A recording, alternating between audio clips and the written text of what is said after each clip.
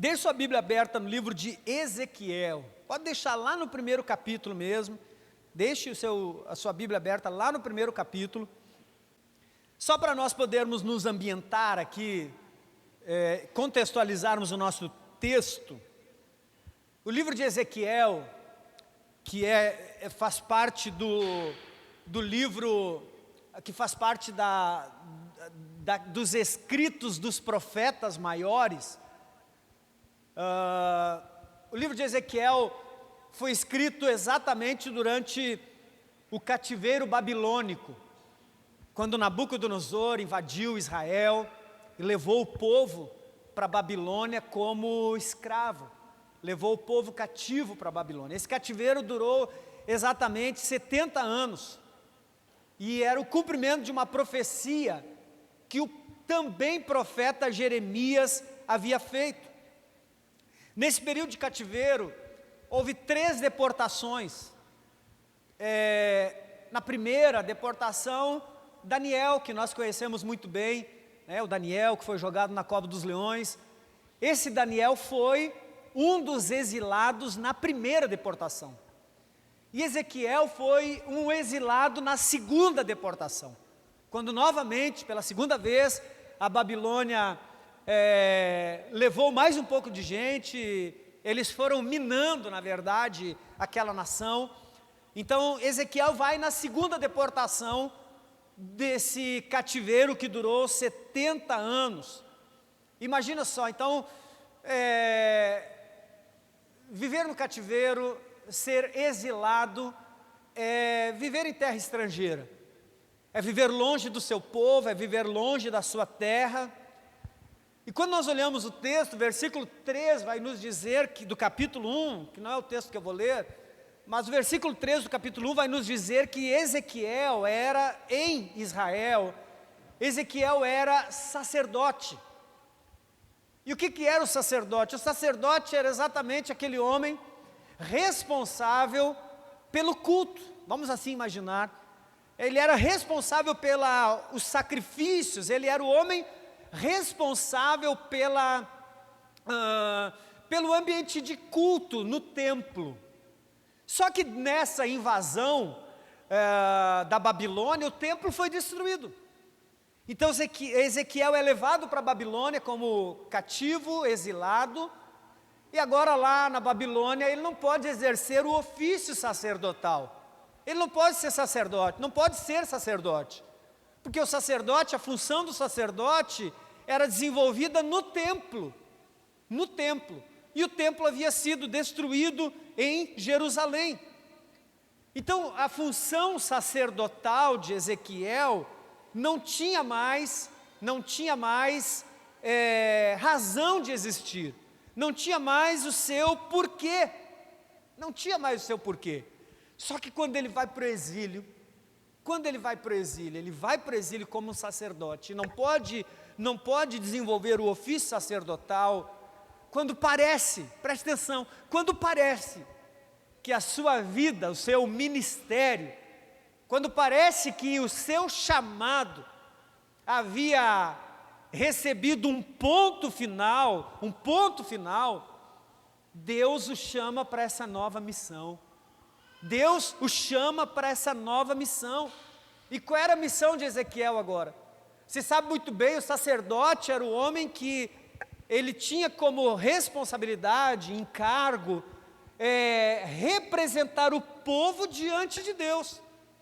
O povo não orava a Deus, o povo vinha ao sacerdote e o sacerdote se dirigia a Deus pelo povo. Depois de Cristo não tem mais isso. Depois de Cristo, todos nós, qualquer um que quiser, pode chegar na presença de Deus, não precisa de intermediário, não precisa de homens.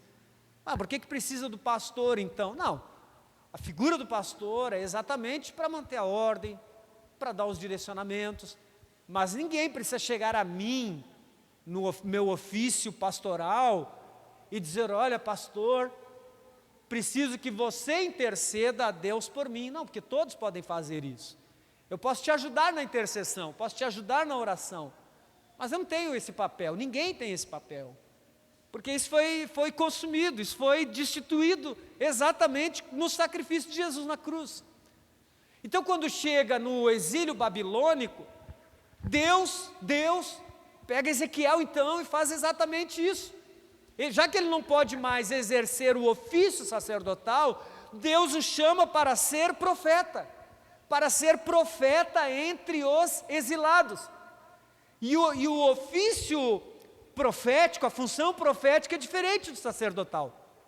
Se a função sacerdotal é representar o homem diante de Deus, o ofício profético, a função profética, é representar Deus diante do homem. Agora não é mais não é mais o caminho homem-Deus, agora é o caminho Deus-homem. O profeta é aquele com quem Deus fala, e ele precisa exatamente replicar a palavra de Deus. Por isso você vai ver muito isso no Antigo Testamento. Assim diz o Senhor, assim diz o Senhor, assim diz o Senhor. Porque Deus se comunicava com o seu povo pela figura do profeta. E esse profeta, ele tinha algumas funções algumas características, algumas funções bem interessantes. Ele era aquele que trazia o juízo de Deus sobre o povo. Era ele que dizia: olha, vocês vão ser castigados. Mas também era ele que trazia a mensagem de restauração. Essa é uma introdução para nós entendermos aonde eu quero chegar. A história de Ezequiel, a história do profeta Ezequiel, e não mais do sacerdote, do profeta Ezequiel, nos ensina que, mesmo quando os nossos planos mudam, mesmo quando as circunstâncias são adversas, os planos de Deus permanecem. O tema da nossa mensagem hoje é: os sonhos de Deus são maiores do que os meus. Esse é o tema da nossa mensagem hoje. Os sonhos de Deus são maiores do que os meus. E hoje eu quero compartilhar com vocês 3 verdades importantes para que a gente possa entender essa questão do plano de Deus e como ela se remete na nossa vida. Livro de Ezequiel, primeiro texto que eu quero ler, capítulo 1, versículo 1. Diz o seguinte: no 30º ano, ele já está no cativeiro, ele vai dizer aqui: no 30º ano, no 5º dia do 4º mês, estando eu no meio dos exilados. Ele está no cativeiro babilônico. Estando eu no meio dos exilados, junto ao rio Quebar, os céus se abriram e eu tive visões de Deus. Aqui está a primeira verdade que eu quero que você compreenda hoje. Quando nós olhamos para a história de Ezequiel, que tinha uma função sacerdotal na sua terra, e que agora, ao ser levado para uma terra estrangeira, e não pode mais exercer o ofício sacerdotal, quando ele pensa que o seu ministério chegou ao fim, podemos assim dizer, Deus o restaura num novo ministério. Deus o restaura agora num ministério profético. Deus o chama para ser um profeta. E sabe aonde acontece esse chamado de Deus? Sabe aonde acontece esse chamado de Deus? Ele vai dizer: estando eu no meio dos exilados. Aqui nós temos a primeira lição que eu quero compartilhar com vocês, que são 3 na noite de hoje. A primeira lição que nós precisamos entender: Deus não espera tempo perfeito. Entenda, Deus não espera tempo perfeito. Foi neste cenário de crise. Olha o que o texto vai dizer: estando eu no meio dos exilados junto ao rio Quebar. Olha o que acontece quando ele está no meio dos exilados, quando ele está, Toninho, vivendo um tempo de crise, quando ele está vivendo um tempo difícil, um momento difícil da sua vida. Olha o que acontece: os céus se abriram e eu tive visões de Deus. Essa é a coisa extraordinária que nós precisamos entender. Deus não espera um tempo perfeito. Quando nós olhamos para esse chamado de Deus, para que Ezequiel se tornasse um profeta, foi nesse cenário de crise que os céus se abriram.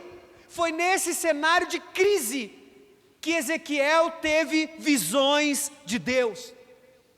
Quando nós olhamos para o texto, nós entendemos que o tempo não era favorável, as circunstâncias não eram ideais, mas nós entendemos que Deus não precisa de um ambiente perfeito para agir. Eu vou dizer de novo, Deus não precisa de um ambiente perfeito para agir. Deus fala em meio ao caos. Deus fala em meio às adversidades. Deus fala em meio às tuas dores, em meio às tuas lutas. Eu sei como que é passar dificuldade. Eu sei como que é passar luta. Eu sei como que é passar dor. Eu sei como é ser decepcionado, como é ser traído. Eu sei como é você investir na vida de alguém, você dedicar seu coração, dedicar seu tempo para que aquela pessoa seja uma pessoa melhor. E você obter de resposta em resposta aquele investimento que você faz, a traição, o desprezo. Eu sei o que é a dor de uma enfermidade. Eu sei o que é a dor de um diagnóstico que os médicos não têm resposta. Mas sabe o que eu aprendi em todas essas dores, em meio a todas essas circunstâncias? Deus não se cala, Deus continua falando, Deus continua ministrando no nosso coração, Deus continua liberando a sua palavra. É isso que nós precisamos entender. Deus se revela para Ezequiel quando tudo parece perdido. Deus não espera que Ezequiel se acomode no exílio babilônico. Deus não espera que as coisas melhorem para dizer: Ezequiel, agora que já deu uma folguinha na tua vida, agora que você já não está tão apertado financeiramente, agora que você já está desempregado mesmo e agora você vai ter tempo para mim, então agora eu quero contar com você. Porque parece que é exatamente isso que às vezes nós estamos esperando. Parece que muitas das vezes nós estamos esperando por dias melhores para buscar a Deus, para obedecer a sua voz, para dar um passo de fé. A Nazilda falou aqui, só eu sei como eu cheguei muitas das vezes nessa igreja, e eu completei dizendo, sempre digo, venha de arrasto, mas venha. E as pessoas podem achar que isso é fanatismo. Acredite, tem gente que é fanático por Big Brother, por futebol, pela escola de samba, o seu bloco preferido. Tem gente que mata e morre por essas coisas. E nós não somos capazes de dar nossa vida, se for preciso, por aquele que não foi capaz de negar a sua própria. Você consegue entender isso? Então tem muita gente dizendo: eu não consigo porque eu estou muito triste. Ela está esperando melhorar. Sabe quando você diz assim, quando melhorar eu faço? Você está colocando a tua expectativa em você. Você está dizendo para Deus: Deus, você não pode resolver o meu problema. Então quando eu resolver o meu problema, eu vou atender o que o Senhor quer. Eu vou atender a tua voz. Pastor, eu não tenho motivo para estar feliz. O Senhor está cantando aquele que está feliz, diga amém. Mas eu não tenho motivo, você não tem, eu vou te dar um. Jesus Cristo morreu na cruz por você, para perdoar os teus pecados, para te tirar do império das trevas e te trazer para o reino de luz. Pronto, você tem um motivo para ser feliz, você tem um motivo para ser alegre, você tem um motivo para celebrar ao Senhor. Você pode não ter dinheiro, você pode estar desempregado, você pode estar doente, você pode olhar e todas as portas estarem fechadas, mas ouça o que eu vou te dizer: quando todas as portas estiverem fechadas, há uma janela no alto aberta para você, para que você possa contemplar a glória de Deus. Quando você olha para o livro de Gênesis, Deus mandou Noé construir uma arca, e ele disse: faz uma janela no alto. Faz uma janela no alto, porque eu não quero que você veja a tragédia, eu quero que você continue olhando para mim. Eu quero te convidar a construir uma janela no topo da tua casa, no forro, no telhado da tua casa, e você não fique mais olhando para as circunstâncias da tua volta. Está tudo, pastor, está tudo dando errado, está tudo dando errado, está tudo, pastor. Não é que nós vamos negar que as coisas não estão boas. Não é que a gente vai negar, omitir, inventar, mentir. Embora a gente olhe todas as circunstâncias, embora a gente olhe e veja que as situações estão difíceis, nós vamos olhar para o alto, vamos olhar firmemente para o autor e consumador da nossa fé. Muitos estão esperando por dias melhores para dizer sim para Jesus. Muitos estão esperando dias melhores para dizer: ah, pastor, agora dá para fazer célula lá em casa, porque agora eu construí a minha mansão. Ô pastor, agora dá, porque agora tem muita gente esperando as coisas melhorarem. Preste atenção, Deus não opera dentro de calendários humanos. Deus não opera dentro de calendários humanos. Ele se manifesta quando menos esperamos. Pode ser essa noite. Pode ser essa noite.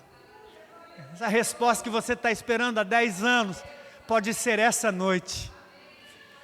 Pode ser de madrugada, o anjo de Deus, o Espírito Santo ir lá e te sacudir, quando você menos espera. Talvez você já jogou a toalha, talvez você já desistiu. Pode ser quando você menos espera. Sabe por quê? Porque a agenda de Deus não depende das nossas condições. Você olha e diz: não tem nada favorável, não tem nada apontando para que isso dê certo. Deus não trabalha com a agenda do homem. Deus não depende que as nossas condições fiquem boas ou melhorem. Que coisa extraordinária esse texto. O exílio não impediu a revelação. A Babilônia não calou a voz de Deus. Não há nada que possa calar a voz de Deus na tua vida. Entenda isso. Entenda o que eu quero te dizer. Se você está esperando tudo estar certo para responder a Deus, saiba que Ele pode te chamar agora mesmo, no meio da tempestade. Jesus está andando sobre as águas, a tempestade, madrugada, o vento jogando o barco para tudo que é lado, os discípulos apavorados, eles olham, alguém está caminhando sobre as águas, eles ficam apavorados, dizem: é um fantasma, e Jesus diz: ei, calma, não temas, sou eu, sou eu, não se preocupe, não tenho medo, sou eu. E Pedro disse: és tu, Senhor, me manda ir ter contigo sobre as águas. Jesus não olhou para Pedro e falou: está louco? Isso só eu posso fazer. Jesus olhou para Pedro e disse: venha, venha, venha. Sabe o que Pedro faz? Desce do barco e começa a andar sobre as águas. E aí, se Deus te chamar no meio da tempestade, você vai dizer para Deus: ah, Deus, a situação está difícil, a coisa está complicada, Deus. Oh Deus, eu não tenho tempo, oh Deus, a minha vida está muito corrida, oh Deus. Ou você vai ser como Pedro, capaz de tirar o pé do barco e caminhar sobre essas águas. Deus é capaz de chamar no meio da tempestade, no vale da aflição. Ainda que eu ande pelo vale da sombra da morte, não temerei, porque o Senhor está comigo. A voz de Deus não se calou em terra estrangeira. Você precisa entender isso. O cativeiro, a dor, a tristeza, a depressão, a ansiedade, as crises de pânico não anulam a promessa, e a dificuldade não pode impedir o que Deus tem para você.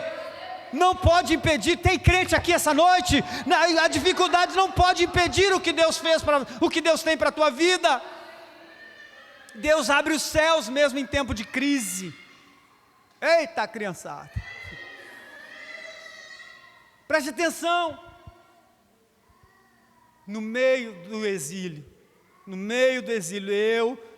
estando eu no meio dos exilados, o que você faz nos teus momentos de dor? Que voz você ouve nos teus momentos de luta? Para onde você olha nas suas dificuldades? Quando você bate naquela porta e ela continua fechada, qual é a voz que domina você?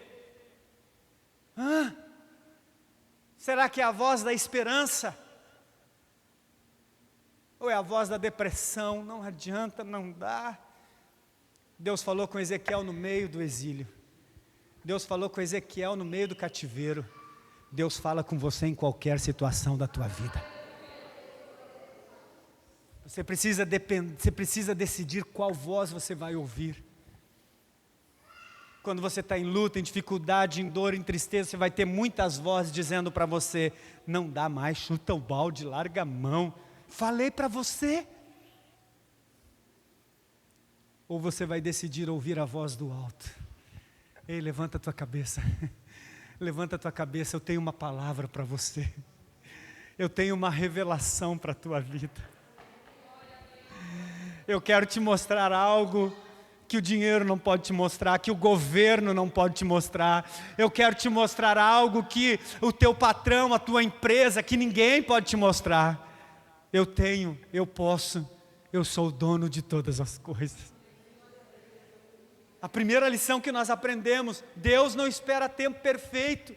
Não pense que se você está sofrendo, Deus está calado. Deus está nem aí para você. Deus não quer falar com você. Talvez você chegou aqui angustiado e olha Deus falando com você. Olha Deus te dizendo: ei, para mim não existe tempo perfeito. Eu vou trabalhar na tua dor. Eu vou trabalhar na tua angústia. Eu vou trabalhar mesmo em meio à tua depressão. Mesmo que você esteja caído, se sentindo um nada, eu vou continuar trabalhando na tua vida. A segunda lição, olha o que diz o capítulo 2, versículo 1. Olha o que diz o capítulo 2, versículo 1, gente. Esta voz, Ezequiel ainda falando: esta voz me disse: filho do homem, fique em pé e falarei com você. Sabe qual é a segunda lição que eu entendo desse texto? Deus não fala com homens caídos, mas fala com homens posicionados. Você consegue entender? O versículo anterior vai dizer que a glória do Senhor foi tanta que Ezequiel caiu. E Deus disse: se levanta, fica de pé, porque eu quero falar com você. Ele cai com o rosto em terra, mas Deus não o deixa prostrado. A voz de Deus ecoa dizendo: filho do homem, fique em pé e falarei com você. Deixa eu te dizer, antes de Deus te entregar uma mensagem, Deus espera de nós uma postura. Deixa eu te dizer de novo, antes de Deus nos entregar uma mensagem, Ele espera de nós uma postura. Deus não pode dar seus bens preciosos a quem está caído, a quem está prostrado, a quem está desistente, desistido. Deus não pode compartilhar dos seus tesouros com pessoas que não acreditam, que são capazes de continuar caminhando e avançando mesmo em meio às mais duras lutas. Preste atenção, Deus não fala com os que se rendem à derrota, mas Ele fala com os que se levantam para ouvir a sua voz. Deixa eu te dizer, a tua postura define o teu destino. A tua postura define o teu destino. Se você andar igual aquela hiena chorosa, ó céus, ó vida. Desde criança eu assisto aquele desenho até hoje. Aquela hiena está, ó céus, ó vida. Ela tem uns 40 anos que ela está andando assim, ó céus, ó vida. A tua postura define o teu destino. Levante a tua cabeça, se posicione, fique de pé e diga: eu estou de pé, Deus está em mim, Ele está comigo para me fazer vencedor. Impossível, não seja hiena chorosa, não seja. Eu não quero te encontrar daqui a 20 anos, e você dizer: eu vou usar aqui o Nazildo de novo. Ela falou: eu creio que um dia eu e a minha casa serviremos ao Senhor. Isso é postura de quem está de pé. Porque a postura de quem está prostrado é: não adianta mais, pastor, já cansei. Pastor, quantos anos? Já larguei mão. Deixa eu te falar uma coisa. Muitos querem ouvir a Deus, mas continuam caídos em dúvidas, cheios de medo, cheios de insegurança. O Senhor não quer nos ver curvados pelo peso das circunstâncias, mas erguidos pela sua palavra. Você precisa entender isso. É a palavra de Deus que te coloca de pé.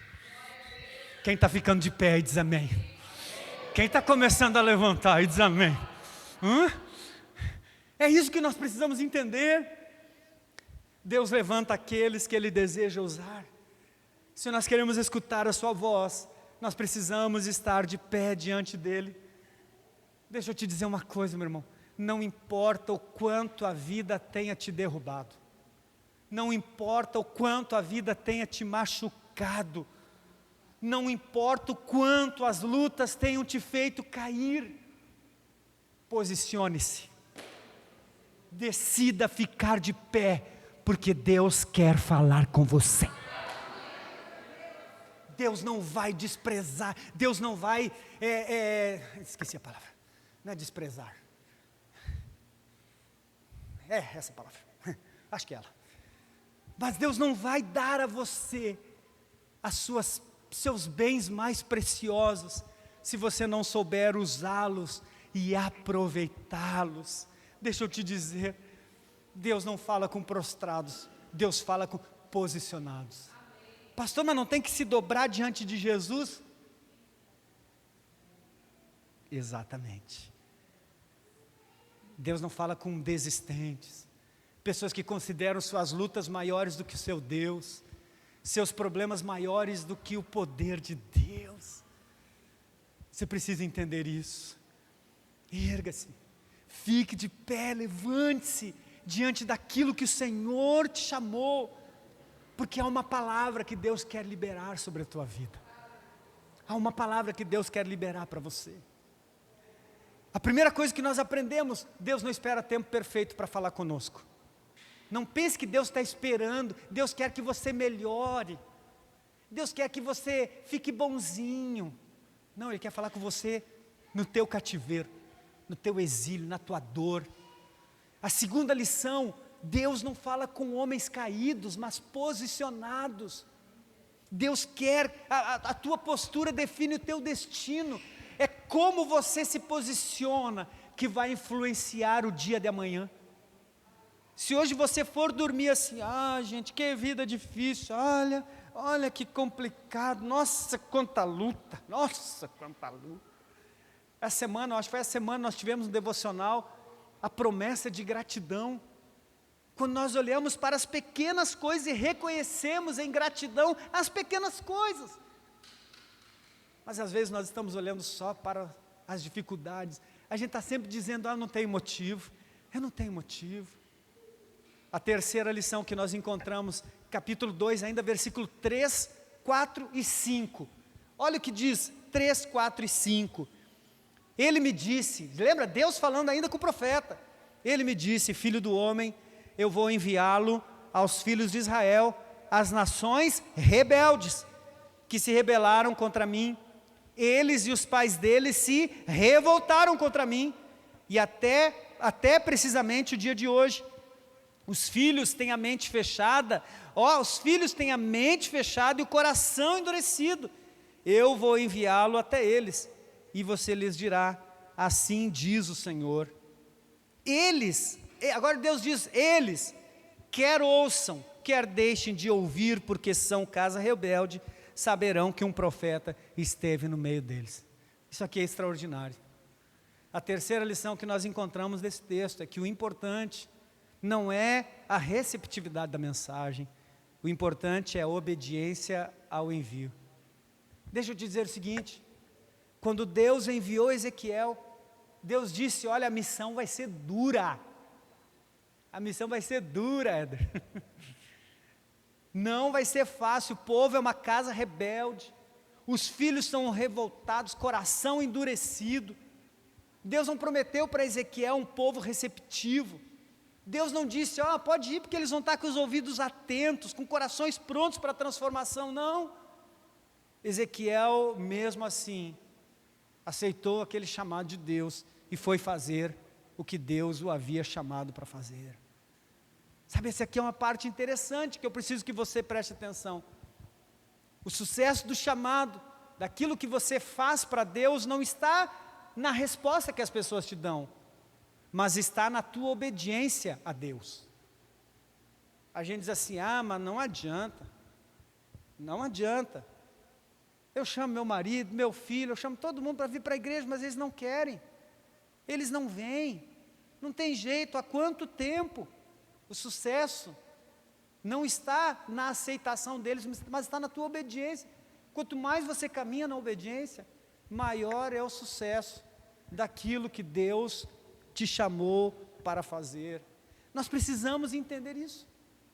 Se Deus te enviou para uma missão, se a tua missão é orar pela tua família, pela salvação dos teus familiares, se a tua missão é ser luz lá no teu trabalho, lá na escola, na faculdade, se a tua missão é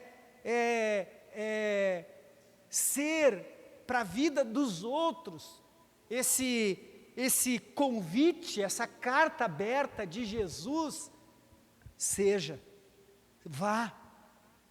O que Deus te chamou para fazer, responda. Não se preocupe com a resposta, preocupe-se em ser fiel. Sabe que as respostas das pessoas não mudam a verdade da mensagem. Por isso a obediência vale muito mais.